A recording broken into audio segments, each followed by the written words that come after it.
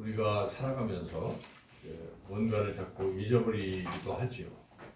특히 저도 휴대폰을 자주 쓰잖아요, 늘 곁에. 그런데도 불구하고 또 어디다 뒀는지 몰라서 나올 때마다 또 문득 놓고 나오고 그래서 다시 올라가고 이런 경우도 많은 것 같아요. 또 약속도 이제 휴대폰에 이렇게 기록을 안 해놓고 그냥 기억에 의존하면 꼭 잊어버리죠. 거기다 이렇게 기록을 해서 알람이 울려주면 그때서야 이제 생각나고 그런 실정입니다. 나이가 들면 또 점점 더 잘 잊어버리기도 합니다. 그래서 우리가 뭔가를 자꾸 잊어버리면 불편하기도 하고 또 손해가 되기도 하고 또 남에게 피해를 입히기도 합니다. 그래서 잊어버리지 말아야 될 텐데 그런데 정말 꼭 잊지 말아야 할 것, 꼭 기억해야 할 것, 그것을 우리에게 말씀하시는 것이 오늘 본문 시편 103편입니다. 결코 잊어버리면 안 된다 하는 것이죠. 다윗이 쓴 시인데 다윗이 자기 스스로에게 다짐하는 것입니다. 네, 결코 잊지 마라. 자기 영혼을 향해서 잊어버리면 안 된다 하고 다짐하는. 또 이런 시를 읽는 우리도 같은 마음으로 우리가 하나님을 경외하고 하나님을 믿고 하나님의 은혜를 받고 사는 우리도 다윗과 같은 심정으로 결코 잊어서는 안 되는 그런 것들이 있습니다. 오늘은 그런 것들을 우리가 말씀을 통해서 함께 은혜를 나누고자 합니다. 추수감사절이 우리가 되었는데 때로는 그냥 이렇게 형식적으로 지나갈 때가 많은데 오늘 말씀을 통해서 정말 우리는 이거 꼭 기억해야 되겠다 하는 것들을 말씀을 통해 함께 은혜를 나누려고 합니다. 오늘 본문에 2절을 보면 다윗이 다짐하는 게 나오죠. 2절을 한번 읽어볼까요? 내 영혼아 여호와를 송축하며 그의 모든 은혜를 잊지 말지어다. 송축하고 잊지 마라. 이런 걸 요약할 수가 있는데 먼저 이제 송축하다는 것 우리가 참 즐겨 쓰잖아요. 하나님을 송축하라. 이게 무슨 뜻인가? 그러니까 영어로 한다면 이게 이제 축복하라, bless인데 축복하라는 것이 이 송축에 축이 들어가지만은 또 이 앞에 송까지 하면 이건 높이는 것을 말합니다. 높이는 거. 그래서 우리가 이제 박수 친다는 뜻도 비슷한데 누가 잘하면 높이기 위해서 박수를 쳐주잖아요. 막 박수 쳐주는 것처럼 하나님을 송축하다는 것은 박수 치듯이 하나님 축복 높이는 것인데 이 송축하다의 원뜻은 모든 것을 다 동원해서 하나님을 높이라. 하나님의 그 성품과 하나님이 베푸신 은혜들을 높이라. 이런 뜻입니다. 그래서 그렇게 송축하라. 자기 스스로에게 다짐하면서 송축하는 결정적인 이유가 이거 없으면 송축을 안 하는 것이죠. 그것은 그 다음에 나오는 그의 모든 은택, 하나님이 베푸신 모든 은택, 은택은 쉬운 말로 한다면 은혜예요. 은혜. 그 베푸신 것을 잊어버리면 송축 안 합니다. 그러나 기억하면 송축할 수 있다는 것이죠. 우리가 그렇지 않습니까? 하나님이 우리에게 베풀어 주신 이 은혜를 만약에 우리가 기억하고 정말 마음에 느끼고 있다면 감사하지 않을 수가 없고 그 하나님을 우리가 송축하지 않을 수가 없는 것입니다. 그러므로 참 중요한 것은 하나님의 베푸신 모든 은택, 그의 모든 은택을 기억하는 일이라는 것입니다. 그래서 이거를 자꾸 잊어버리면 신앙도 참 흔들릴 수가 있습니다. 예를 들어서 우리가 이제 만약에 배를 타고 가다가 배가 이렇게 큰 바람, 폭풍 때문에 거의 침몰하려고 하다가 간신히 건짐을 받아서 배는 좀 쪼개지고 했는데 우리가 부둣가에서 이렇게 이제 건짐을 받았어요. 그래서 사람들이 이제 먹을 거를 주고 빵 한 조각 주고 담요를 이렇게 따뜻하게 덮어줄 때면 우리가 살았다는 그 감격과 또 그 배고프고 추운 가운데 그 빵 한 쪽이나 그 덮었던 이불이 너무나 좋았을 거 아니에요. 이야, 저 정말 감사하다는 마음이 있었는데 그로부터 우리가 시간이 한참 흘렀다고 생각해 봅시다. 그러다가 문득 빵을 먹을 때 무슨 빵이 이렇게 맛이 없어. 또 뭐 담요는 왜 이렇게 낡았어. 무슨 담요 이거 축축하고 뜨뜻하지도 않아. 이렇게 얘기할 수 있어요. 그런데 만약 이 감사하는 마음이 있다면 그때 죽을 뻔했는데 부출 받았을 때를 생각한다면 그 빵 한 조각도 그 담요도 막 다시 감사할 수 있고 감격이 넘칠 수가 있다는 것이죠. 그러니까 중요한 것은 빵이 나쁜 빵도 아니고 그 담요가 나쁜 것도 아니고 우리 마음이 중요한 것입니다. 우리 인생에 일어나는 많은 일들이 있잖아요. 근데 객관적으로 보면 그게 어떨지라도 거기에 우리 마음이 담기면 그것도 이것이 하나님이 내게 주신 것이다. 내가 그럴 때 나에게 베풀어 주신 것이다. 걸 느낄 수만 있다면 우리는 하나님 앞에 감사하는 마음을 가지고 살 수가 있다는 것입니다. 하나님을 송축할 수가 있습니다. 그러므로 우리 신앙에서 중요한 것은 하나님이 내게 베풀어 주신 이 은택을 잊지 않는 것, 은택을 기억하는 것이 참 중요하다는 것입니다. 오늘 본문에서 그런 것들을 말씀하고 있는데 본문에 있는 이런 내용들은 뭐 물질적인 그런 거라기보다 영적인 것들이에요. 그래서 만약에 우리가 이런 은택들을 잊어버린다면 우리는 영적으로 치매에 걸려 있다는 것입니다. 치매에 걸리면 자꾸 잊지 않아요. 그런 것처럼 이런 하나님이 베푸신 은택을 자꾸 잊어버리는 신앙은 영적 치매라고 생각해요. 신앙이 굉장히 약해집니다. 신앙이 아주 약해지고 신앙이 약해지면 외부로부터 어떤 어려움이 닥치면 견디지를 못합니다. 그래서 우리가 이 믿음이 굳건하다는 건 굉장히 좋은 겁니다. 어떤 어려움이 와도 이겨낼 수 있거든요. 그래서 믿음이 필요한 것입니다. 똑같더라도 믿음을 가진 사람은 이겨낼 수가 있습니다. 그래서 우리 이런 영적 치매에 걸리지 않으려면 하나님이 우리에게 베푸신 은택을 꼭 기억하고 살아가야 될 텐데 오늘 본문에서 다윗이 스스로에게 하나님께서 베푸신 은택을 이렇게 쭉 나열하고 있는데 뭐 하나하나 따져보면 한 5가지 되는 것이에요. 그래서 첫째는 무엇입니까? 3절에 상반절까지 본문을 한번 읽어보겠습니다. 그가 내 모든 죄악을 사하시며 아마 이걸 제일 먼저 다윗이 고백하는 이유는 자기가 그래서 그런 거예요. 그렇죠? 여러분 다윗을 한번 생각해 보십시오. 다윗 참 훌륭한 사람이긴 하지만 그가 그래도 이 중후반으로 넘어가면서 모든 것을 다 하고 이렇게 편히 성경을 거닐고 하다가 그 어떤 여인이 목욕하는 것을 보고 탐했어요. 그래서 간음죄를 저지르는데 다 알고 있어요. 그 여인이 자기의 충성스러운 부하의 아내라는 것도 알면서 그를 취하고 그리고 또 발각될까봐 그걸 조작하기 위해서 그 남편을 전쟁터에 죽음의 자리로 몰아내서 죽이는. 그러니까 이게 세상 말로 봐도 참 나쁘죠. 근데 이러한 나쁜 죄를 그 선지자 나단이 지적했을 때 다윗이 하나님 앞에 정말 잘못했다고 인정하고 회개를 했어요. 그때 하나님께서 다윗을 용서해 주셨어요. 다윗의 죄를 사해 주셨어요. 그때의 다윗의 감격이 얼마나 컸겠습니까? 자기가 죄를 저지르려고 했는데 하나님이 이거를 깨끗이 불초로 양털같이 그렇게 깨끗하게 해주신 것을 경험하면서 그 죄사함의 이 놀라운 은택을 생각하게 된 거예요. 처음에.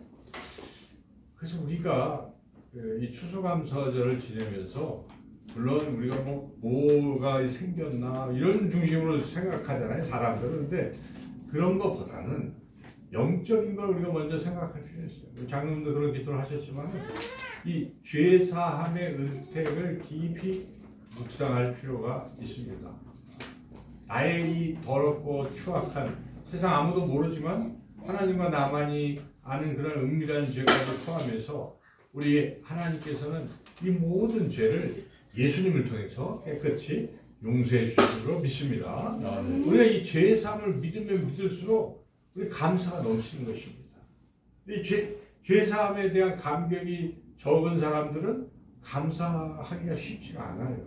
다른 감이 있어도 그 별거 아닌 거잖아요, 사실은. 그런데 가장 중요한 것은 내가 죄 사함을 받았다는 이 사실, 내가 유죄가 아니라 무죄가 된다는 이 사실에 감격할 수밖에 없는 것이죠. 그래서 우리는 신앙생활하면서 늘 말씀을 통해서나 또 설교를 듣거나 또 모든 신앙 활동에 있어서 가장 깊이 깨달아야 되고 그것에 더욱더 감격할 필요가 있는 게 바로 이 죄사함의 은혜라는 것입니다. 바로 예수님이 우리의 모든 죄를 짊어지시고 십자가에 죽으심으로 완전히 과거와 현재와 미래의 모든 죄를 다 온전히 깨끗이 사해 주신 줄 믿습니다. 아멘. 믿음이 우리가 굳건해지면 아멘. 죄사함의 은혜에 감사하지 않을 수가 없는 것입니다. 우리는 도저히 용서받을 수 없는 존재였지만 바로 하나님께서 우리를 사랑하셔서 예수님을 통해서 이 죄사함의 은혜를 베풀어 주셨다는 것을 우리가 이 추수감사절에 가장 먼저 다시 한번 깊이 생각하시고 이 용서의 은택을 결코 잊지 않고 살아가는 우리 모두가 되시기를 주님의 이름으로 축원합니다. 아멘. 둘째는 이어지는 말씀은 네 모든 병을 고치시며. 살면서 우리가 안 아픈 사람이 어디 있겠어요. 그런데 고쳐주시잖아요, 주님께서. 그래서 육체적인 병을 고쳐주십니다. 저도 인생 가운데에 참 그런 30대 또 한 50대 이런 고비마다 하나님께서 참 고치기 어려운 병들을 고쳐주셨어요. 전적으로는 하나님의 은혜라고 늘 믿고 감사합니다. 그래서 이제 지금도 몸이 별로 안 좋지만 남은 여세 하나님이 생명 주실 때까지 하나님이 이렇게 건강하게 살아가게 하실 것이다 하는 믿음을 가지고 살아갑니다. 저와 여러분 모두가 다 그렇죠. 지금까지 지금 우리가 이 자리에서 이렇게 예배를 드릴 수 있다는 것 자체, 우리 육체를 봐도 이것은 하나님의 은혜입니다. 그래서 그러한 질병 가운데 건져주시는 하나님의 은혜를 우리가 생각할 필요가 있고, 그리고 여기서 이제 단어에 우리가 주목해 볼 필요가 있는데, 병이 육체적인 질병만 말씀하는 게 아니잖아요. 영적인 병도 고쳐주는 거예요. 여기 보면은 내 모든 앞에서도 모든 죄악인데 이 두 번째에도 내 모든 병을 고치시며, 그러니까 영혼의 질병도 고쳐 주신다 하는 것입니다. 조니 에릭슨 타다라는 분이 계신데 공교롭게도 그 나이가 우리 김영수 권사님하고 같아요. 1949년생. 이 시간 지금 이제 뭐 70대 후반쯤 됐겠죠. 근데 이분이 여성인데 17살에 뭐 승마도 즐기고 수영도 즐기고 하다가 이렇게 다이빙을 했어요. 다이빙을 했는데 그 밑이 굉장히 얕은 것은 생각 안 하고 다이빙을 해가지고 그만 머리가 이 바닥에 해서 이 목뼈가 부러져 버려가지고 목뼈가 부러지면 그 밑에 신경들이 다 안 되는 거예요. 그러니까 여기까지만 되는 거예요. 이 밑에는 마비가 다 움직이지도 못하고 얼마나 절망했겠습니까? 이 타다라는 여성이 아마 그래서 병상에서 계속 절망하고 있어서 자살을 시도를 하려고 해도 움직일 수 없으니까 스스로는 자살하기도 어려운 거예요. 그래서 오는 사람마다 자기를 좀 죽여달라고, 그래도 사람들이 그렇지 않잖아요. 그러니까 뭐 이렇게 위로하고 격려하는데 또 하나님 말씀 주고 그래도 전혀 이게 마음에 안 닿아오는 거예요. 자기 처지가, 이 젊은 여성이 이렇게 그 아리따운 여성이 또 왕성히 살아가야 될 나이에 전신마비가 왔기 때문에 이 타다는 아주 절망 속에 있었어요. 그런데 오는 사람들이 이런저런 얘기를 해주는데 그 중에 한 신디라는 여성이 이제 이 얘기를 진지하게 하다가 그 얘기를 던지는 거예요. 예수님도 당신처럼 못 움직이시는 때가 있었다. 그래서 십자가에서 우리 예수님이 꼼짝 못했잖아요. 팔다리가 다 못 박히고 그런 상황에 계셨다. 그런 고난 속에 있었다. 그러니까 이제 마음이 열린 거예요. 똑같은 처지가. 왜 우리가 이런 얘기 간증 같은 거 할 때 나랑 비슷한 얘기를 하면 듣잖아요. 그리고 궁금하잖아요. 어떻게 극복했을까? 이제 이런 관심들이 들기 때문에 전도할 때도 우리가 그런 식으로 같이 나눌 수 있잖아요. 그래서 내가 예수님을 만나서 이렇게 회복이 되었다라고 우리가 간증하는 것인데, 이 신디라는 여성이 이제 그 얘기를 하면서 그 얘기를 한 거예요. 복음을 전하는 거예요. 바로 나와 바로 당신 때문에 예수님이 그렇게 꼼짝 못하게 되셨다. 그러니까 이게 이제 피부로 와닿는 거예요. 그 고통이 나 때문에 그랬구나 하면서 거기서 이제 성령의 은혜로 변화가 일어나는 것입니다. 그래서 그 다음부터 힘차게 용기를 내서 이제 하반신을 못하니까 입은 되잖아요. 그러니까 우리 입으로 그 유명한 그림을 그리고 이런 걸 하고 하니까 이제 세상에 알려지고 하니까 여기저기 결혼도 하고 또 간증도 하러 다니고 지금까지 생존해 있는데, 이제 그 책도 막 수십 권을 쓰고 그런 많은 영향력, 장애자들을 위한 그런 일들, 용기를 주는 이런 놀라운 일을 하고 살아간다는 것이죠. 그러니까 결국 비록 그 타다라는 여성이 육신의 병은 못 고쳤어요. 있는 그대로죠. 그렇지만 그 육신의 병보다 더 무서운 게 마음의 병 아니겠습니까?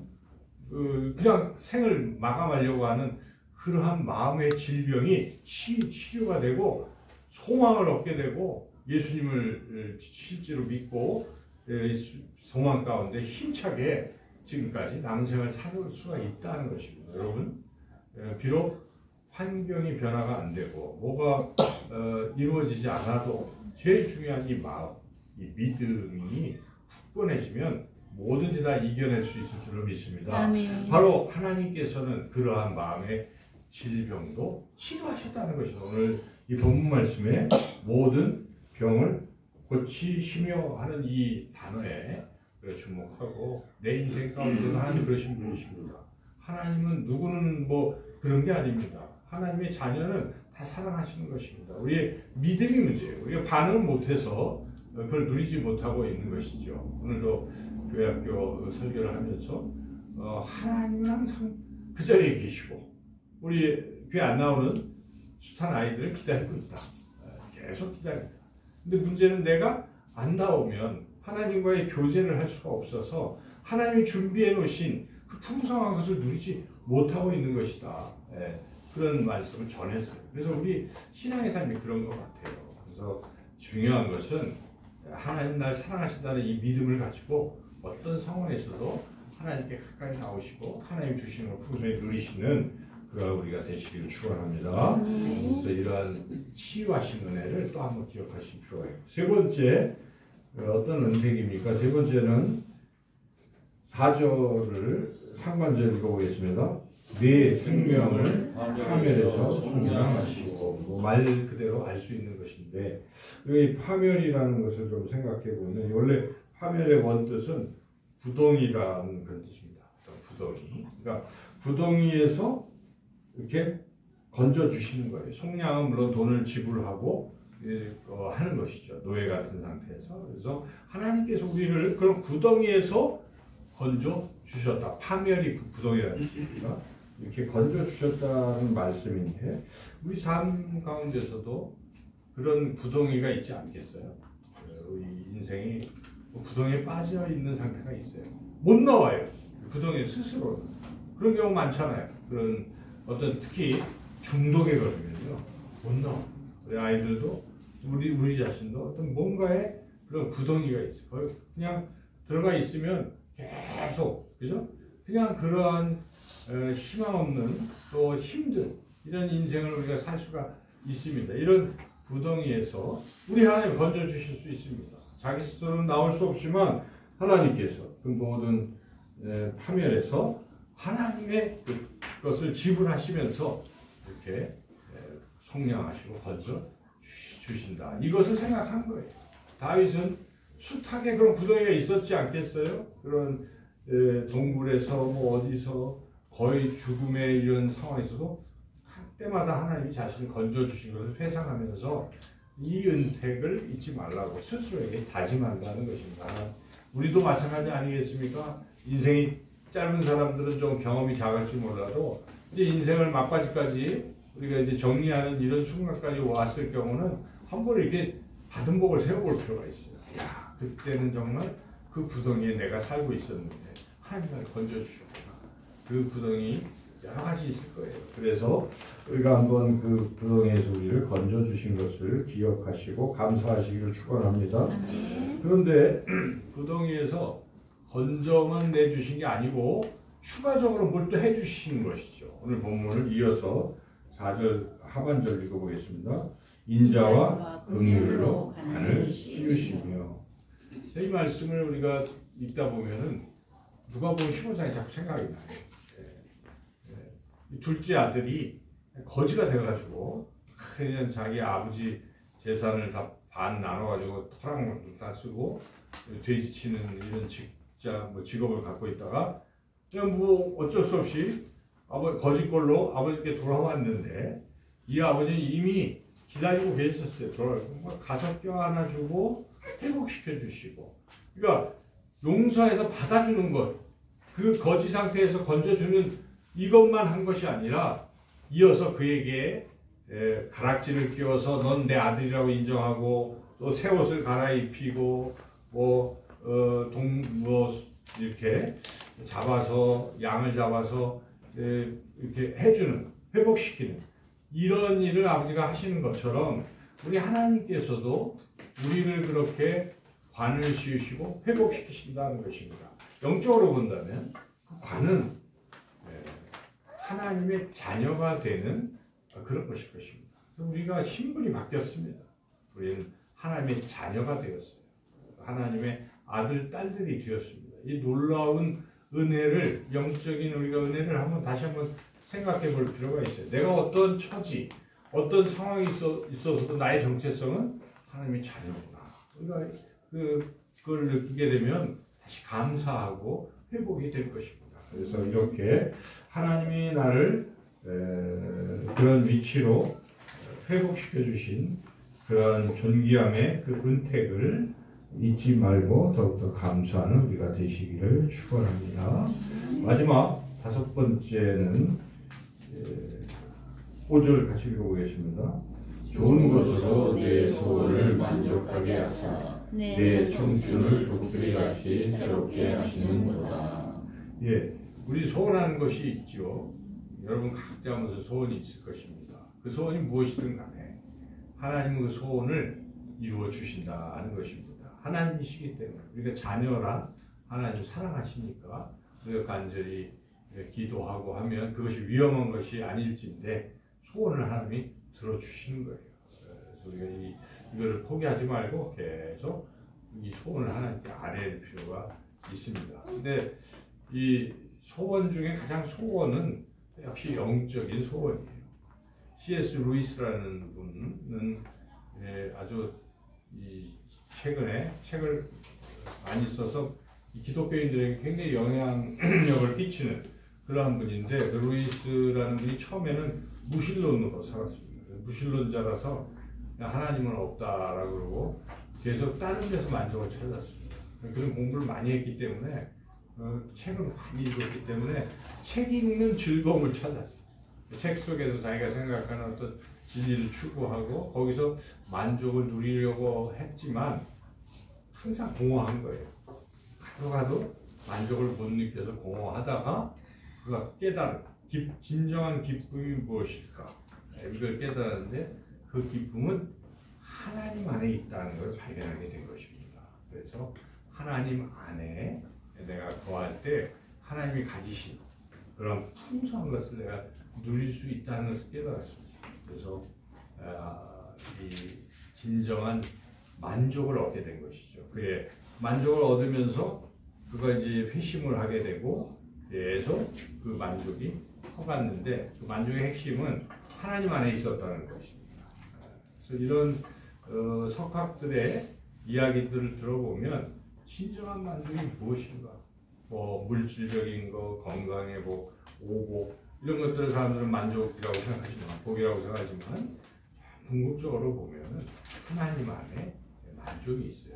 우리가 세상을 살면서 하나님 안에서 만족을 누려보지 못한다면 아마도 천국 가기 싫어할 것 같아요. 그래서 이번에 쓴 책에 보면 천국과 지옥이, 만약에 지옥에 우리가 원하는 게 다 있어요. 막 오락 뭐 그런, 그리고 천국에 그런 게 없어요. 그러면 난 지옥 가겠다 할 수도 있어요. 그런데 거기에는 하나님이 없는 거예요. 근데 천국은 우리가 잘은 모르지만은 천국의 가장 핵심은 하나님이 계신 것입니다. 근데 하나님과 함께 사는 것이 천국이고 이게 가장 큰 복인데, 이 세상을 살아가면서 그걸 우리가 누려보지 못하고 있다면 가고 싶지도 않는 것이죠. 그런 천국이라면 소망가 안 생기는 거예요. 그러니까 우리가 이 땅에 살면서 하나님 안에 거하는 참 기쁨을 누려볼 필요가 있습니다. 여러분, 누려볼 수 있잖아요. 우리가 찬양하다 보면은 막 모든 시름과 근심과 염려가 막 사라지고 찬양의 기쁨이 물밀듯 다가올 때가 있잖아요. 막 그래서 눈물도 흘리고 감격도 되고 근심은 없고, 왜 이렇게 기쁜지, 이제 이런 어떤 것들은 하나님을 만날 때 이루어지는 것입니다. 이런 것들이 우리가 자꾸 경험되어야 돼요. 이게 경험이 많이 된 사람들은 천국 가고 싶어 해요. 하나님 안에 영원토록 내가 살 수 있다 하는 것이. 근데 이게 경험이 안 되면 천국에 대한 소망도 그렇게 큰 게 아닌 것입니다.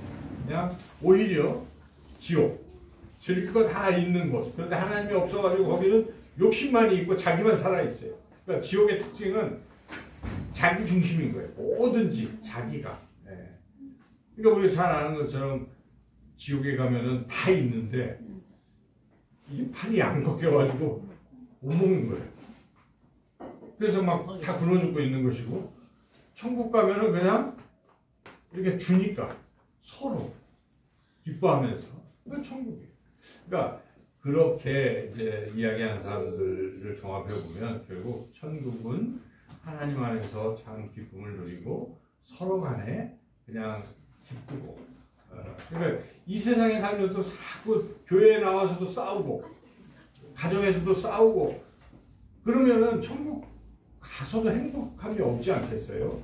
그냥 늘상 그렇게 사니까. 근데 그런 걸 우리가 누려보면, 여러분, 교회 안에서 그런 분들 있잖아요. 우리 교회는 대부분 그러시잖아요. 뭐 자기 가진 걸 막 주잖아요. 서로 주고 나누고, 이 풍성함, 이 추수감사도 사실은 본질이 나누는 데 있어요. 그래서 우리가 우리 모든 교우들이 함께 나누고 또 외부에 나누고 이렇게 나눔이 핵심이잖아요. 그런 것에서 진정한 기쁨을 누리는 사람들이 있다는 것이죠. 그런 사람들은 이미 천국에 갈 준비가 되어가고 있는 것입니다. 왜? 천국이 그런 곳이기 때문에 하나님 안에서의 참 만족을 누리고 또 서로 피차간에 이런 걸 누릴 수 있는 이러한 것을 하나님 주신다는 것입니다. 그래서 여기에 5절에 좋은 것으로 소원을 만족해 하시고 내 청춘을 독수리같이 새롭게, 날마다 우리 새롭게 변화시키는 이것이 바로 하나님의 은택입니다. 오늘 좀 시간이 길었는데 이 5가지 은택을 우리가 늘 묵상하면서 한번 한 주간은 이렇게 생각해 볼 필요가 있을 것 같아요. 하나님, 제가 제3의 은택을 받았습니다. 그리고 또 하나님, 제가 질병, 육신의 질병뿐만 아니라 마음의 병도 그 우울증에서 벗어났습니다. 이제는 기쁨입니다. 이런 것들을 우리가 다시 한번 회상해 보시고, 그리고 하나님께서 저를 이 구덩이 같은 이러한 내 삶의 구덩이들에서 이렇게 완전히 안 건져 주실지라도 건져주고 계시는 이러한 것들 또 생각하시면서 감사하시고, 그리고 하나님께서 하나님의 자녀 삼아 주신 것, 이것처럼 큰 것 없지 않겠어요? 이런 것. 그리고 하나님 안에서의 참 만족을 자꾸 맛보게 하시고 누리게 하시는 이러한 은택들을 기억하시면서 감사하는 추수감사절 되시기를 주님의 이름으로 축원합니다. 사랑의 하나님, 감사합니다. 생각해보면 감사할 일이 너무나 많은데 하나님을 바라보지 않고 세상을 보며 다른 사람과 비교하며 하나님 열등감과 또 질투와 하나님 그런 마음으로 자괴감 속에 하나님 감사의 절기조차 감사하지 못하는 우리 어리석은 우리들에게 오늘 귀한 다윗의 시편의 말씀을 주셔서 이 말씀 우리가 깊이 묵상하면서 우리의 감사가 회복되게 하여 주시고 우리가 늘 기쁨으로 살아갈 수 있도록 은혜 내려주시기를 간절히 원하고 예수님의 이름으로 기도드리옵나이다. 아멘. 아멘.